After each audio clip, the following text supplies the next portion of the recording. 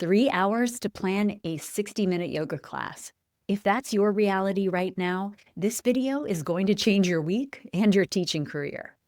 I'm Sage Rountree, and I help yoga teachers plan classes with confidence using proven frameworks. I have spent years teaching and training teachers, watching brilliant, dedicated people spend their entire Sunday planning a single class, only to walk in on Monday and throw half of it out the window.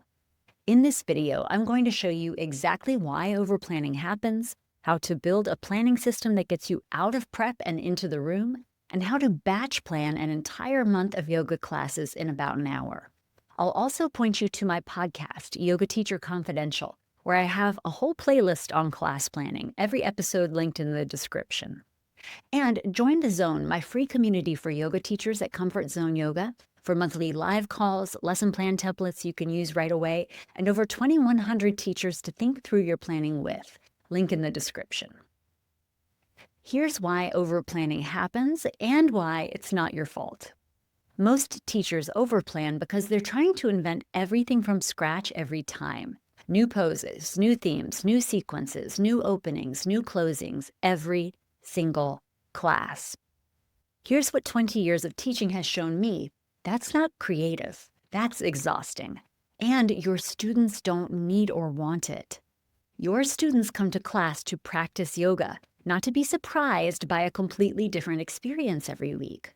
In fact, research on motor learning tells us that students need to practice movements repeatedly across multiple sessions before their bodies can truly absorb them. The variation you might be working so hard to provide is actually working against your students' learning. This is what I call the planning confidence cycle. You overplan because you're not confident, and you're not confident because you keep starting from zero. The antidote is structure. Build a template. The single most powerful thing you can do to reduce your planning time is to stop making structural decisions every time you sit down to plan. The framework I use is called 6-4-2. It takes the body through all the planes of movement, the 6 moves of the spine, 4 lines of the legs, and 2 core modes. This framework gives you the architecture, and then you fill in the details. When you have a reliable template, the question stops being, what do I teach? And becomes, which poses fit here? That's a much smaller question, and it takes a fraction of the time to answer. A few variations on the template approach. Use a greatest hits sequence, poses your students know and love as your default, as your base sequence, and vary the theme or the cueing emphasis or the featured pose from week to week. Create 3 to 4 skeleton sequences and rotate through them. Your students won't remember that they did a similar class 8 weeks ago. You will, but they won't. And if they do, it's helping them grow. Separate your learning from your planning. Reading about yoga isn't planning a class. Sitting down with a blank page and a framework is planning a class. These are different activities that benefit from different mental states. Keep them separate. I suggest you batch plan a whole month of lessons at once. Here's a strategy that has transformed how many of the teachers I work with approach their planning. Instead of planning one class at a time, plan an entire month in one session. This might sound counterintuitive. Surely planning 4 classes at once would take 4 times as long? It doesn't. Here's why. The hardest part of planning isn't filling in the details. It's making the big structural decisions. What theme, what featured pose, what arc. When you batch, you make all those decisions at once in one focused session, and then you're done with them. The class-by-class sessions become simple fill-ins, keeping consistency and sprinkling in just a little bit of variety. Try this. Block 60 minutes once a month. Decide on a monthly theme or thread. Sketch the arc across 4 weeks. You might build intensity and then ease back. Identify your featured poses. Draft your skeletons. Compare it against the 6-4-2 framework. Then each week, you could spend another 15 minutes just finalizing the details of the coming class based on feedback or what you saw in the room the previous week.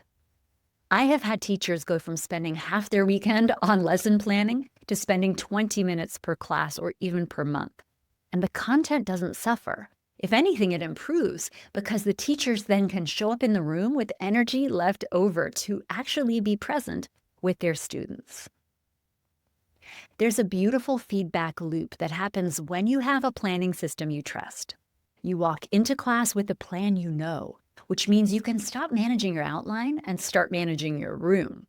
You notice your students. You respond to what they need. You can make small real-time adjustments from a place of calm rather than one of panic.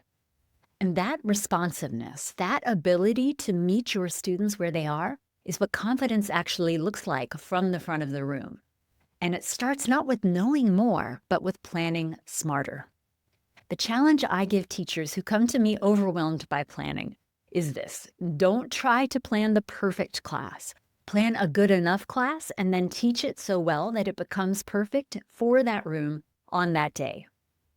How long does it currently take you to plan a 60-minute class? Is it more than an hour, about an hour, or is it less than 30 minutes? Drop it in the comments. I am genuinely curious to know where you are.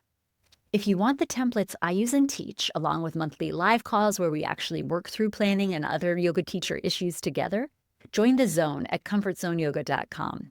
It's free, it has over 2,100 members at present, and there are lesson plan resources waiting for you the moment you walk in. Link is in the description. For more on class planning, including how to use consistencies strategically, how to batch your month, and how to survive subbing for someone else's class, check out the class planning playlist on my Yoga Teacher Confidential podcast. I'll link it in the description.